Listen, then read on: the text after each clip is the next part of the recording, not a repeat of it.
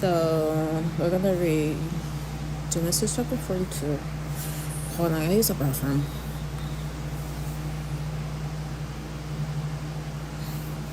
I hope it's not on Bluetooth. It is.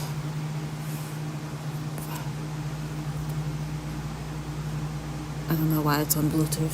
Hold on.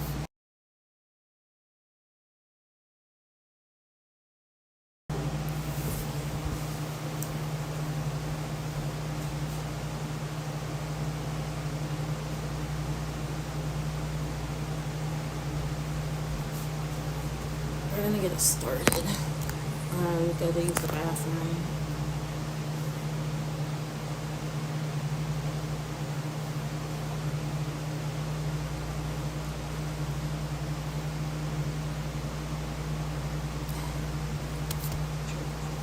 Whoops. When Jacob heard that grain was available in Egypt, he said to his sons, "Why are you standing around looking at one another? I have heard there is grain in Egypt. Go down there and buy enough grain to keep us alive. Otherwise we'll die." So Joseph's 10 older brothers went down to Egypt to buy grain. But Jacob wouldn't let Joseph's younger brother Benjamin go with them, for fear some harm might come to him. So Jacob's sons arrived in Egypt along with others to buy food, for the famine was in Canaan as well. Since Joseph was governor of all Egypt and in charge of selling grain to all the people, it was to him that his brothers came. When they arrived, they bowed before him with their faces to the ground. Joseph recognized his brothers instantly, but he pretended to be a stranger and spoke harshly to them. "Where are you from?" he demanded. "From the land of Canaan," they replied. "We have come to buy food." Although Joseph recognized his brothers, they didn't recognize him, and he remembered the dreams he'd had about them many years before. He said to them, "You are spies. You have come to see how vulnerable our land has become." "No, my lord," they exclaimed. "Your servants have simply come to buy food. We are all brothers, members of the same family. We are honest men, sir. We are not spies." "Yes, you are," Joseph insisted. "You have come to see how vulnerable our land has become." "Sir," they said, "there are actually 12 of us. We, your servants, are all brothers, sons of a man living in the land of Canaan. Our youngest brother is back there with our father right now, and one of our brothers is no longer with us." But Joseph insisted. "As I said, you are spies. This is how I will test your story. I swear by the life of Pharaoh that you will never leave Egypt unless your youngest brother comes here. One of you must go and get your brother. I'll keep the rest of you here in prison. Then we'll find out whether or not your story is true. By the life of Pharaoh, if it turns out that you don't have a younger brother, then I'll know you are spies." So Joseph put them all in prison for 3 days. On the 3rd day, Joseph said to them, "I am a God-fearing man. If you do as I say, you will live. If you really are honest men, choose one of your brothers to remain in prison. The rest of you may go home with grain for your starving families. But you must bring your youngest brother back to me. This will prove that you are telling the truth, and you will not die." To this they agreed. Speaking among themselves, they said, "Clearly we are being punished because of what we did to Joseph long ago.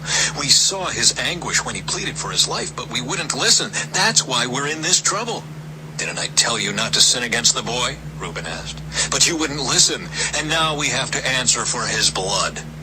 Of course, they didn't know that Joseph understood them, for he had been speaking to them through an interpreter. Now he turned away from them and began to weep. When he regained his composure, he spoke to them again. Then he chose Simeon from among them and had him tied up right before their eyes.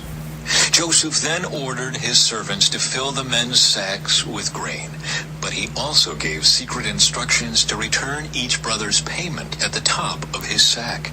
He also gave them supplies for their journey home.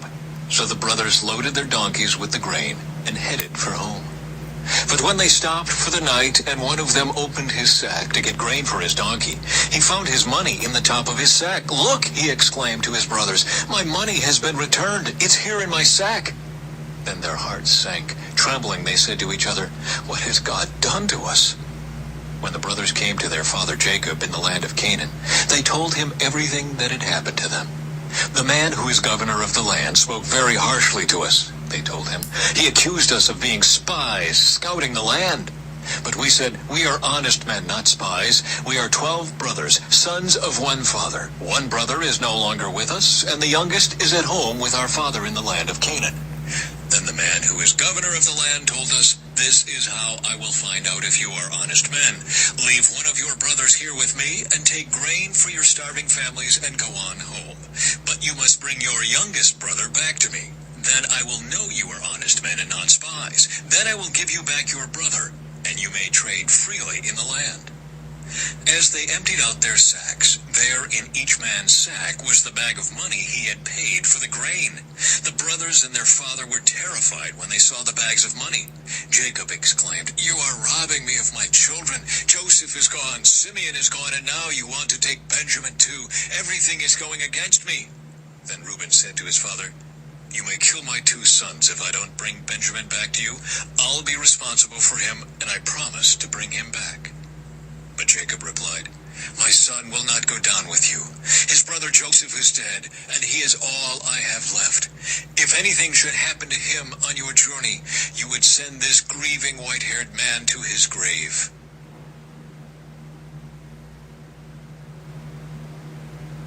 Chapter 43. So that was Genesis chapter 42.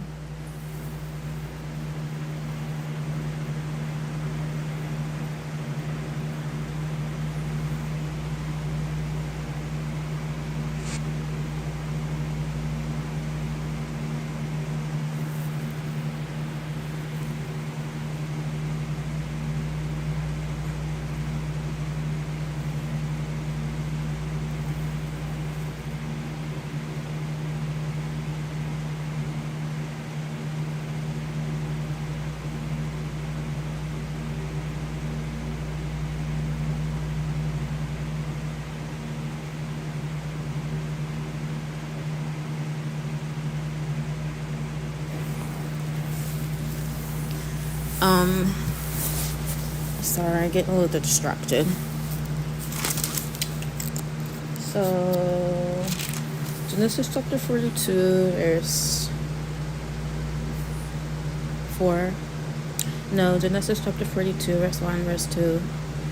Why was the grain survivable in those days? As a food source, it was universal and used in nearly everything eaten. It could have been dried and stored much longer than the vegetables, milk products, or meat. It was so important that it was even used as a money gesture. In Genesis chapter 42, verse 4, Jacob was especially fond of Benjamin because he was Joseph's only full brother. And as far as Jacob knew, the only surviving son of his beloved wife, Rachel. Benjamin was also Jacob's youngest son and a child of his old age. In Genesis chapter 42, verse 7, Joseph could have revealed his identity to his brothers at once. But in Joseph's last memory of them, they were looking on as slave traders, carried him away. Were his brothers still evil and treacherous, or had they changed over the years? Joseph decided to put them through a furious test to find out. And then Genesis chapter 42, verse 8-9, Joseph remembered his dreams that he had when he told his brothers his dream and his father his dreams. They didn't understand it, but God was trying to show him ahead of time that what he was going to be, not that he was going to be better than them. Genesis chapter 37, verse 6 says that. Genesis 37, verse 6, verse 9. Those dreams were coming true as a young boy. Joseph had a really angry, if not boastfully, shared his dreams. As a young man, he had the opportunity to flaunt his superior status, but chose not to, as I said earlier, to take advantage of it. He did not feel the need to say, I told you so. Sometimes I get in that, asses I'll send something, I'll be like, I told you so, I didn't mean it like that. It was not yet time to reveal his identity, so he kept quiet. Sometimes it is best to remain quiet even when we would like to have the last word. In Genesis chapter 42, verse 15, Joseph was testing his brothers to make sure they had not been as cruel to Benjamin as they had been to him. Benjamin was his only full brother, and he wanted to see him face to face. In Genesis chapter 42, verse 22, Reuben couldn't resist saying, "I told you so." He thought he and his brothers were being punished by God for what they had done to Joseph. Apparently, the intervening years had not lessened their feelings of guilt, selling Joseph into slavery amounted to murder in their minds, for they surely never expected to see him alive again.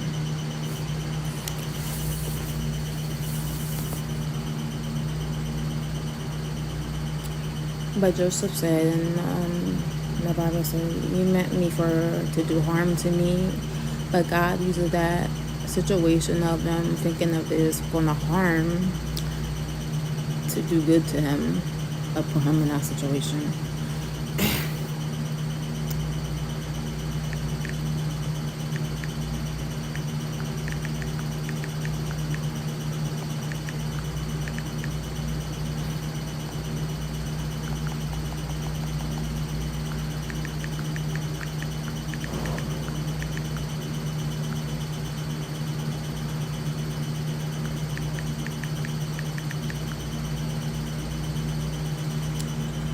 Genesis 50:20, "You intended to harm me, but God intended it for good to accomplish what is now being done, the saving of many lives."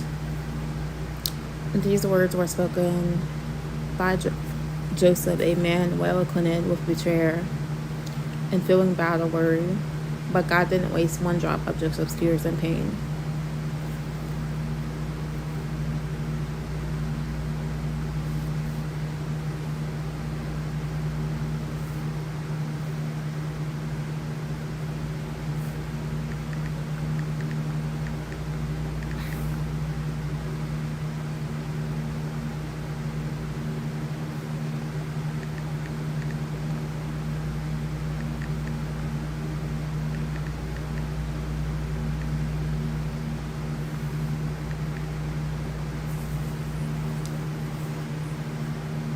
Genesis chapter 42, we can learn the resilience in adversity. Joseph faced numerous challenges, including betrayal by his brothers, slavery, and imprisonment. His ability to maintain hope and integrity illustrates the importance of resilience during tough times, and forgiveness. Despite the wrongs done to him, Joseph ultimately forgave his brothers. This teaches us the power of forgiveness and the importance of letting go of past grievances. And we can learn Joseph's faith and trust, Joseph's unwavering faith in God's plan, even in the difficult circumstances. It phrases the importance of trusting the higher purpose during challenges and the wisdom and leadership he had. Joseph's rise to power in Egypt showcased the value of wisdom and strategic thinking, not his own thinking, but he let God take control. He effectively managed resources during famine and highlighting the importance of foresight and planning. The impact of integrity throughout his trials, Joseph remaining honest and ethical, whether in Potiphar's house or in prison. His integrity ultimately led to his success and respect from others.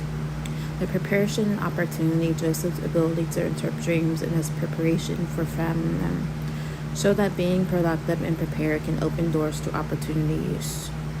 And every family in consolation is the reunion with his family at the end. It phrases the importance of family bonds and the possibility of reconciliation after conflict. This is the lessons Joseph's life encouraged us to remain resilient, forgiving, and faithful, while also highlighting the importance of integrity and preparation in achieving our goals and having the wisdom. Praying to God to give us wisdom with the resources we have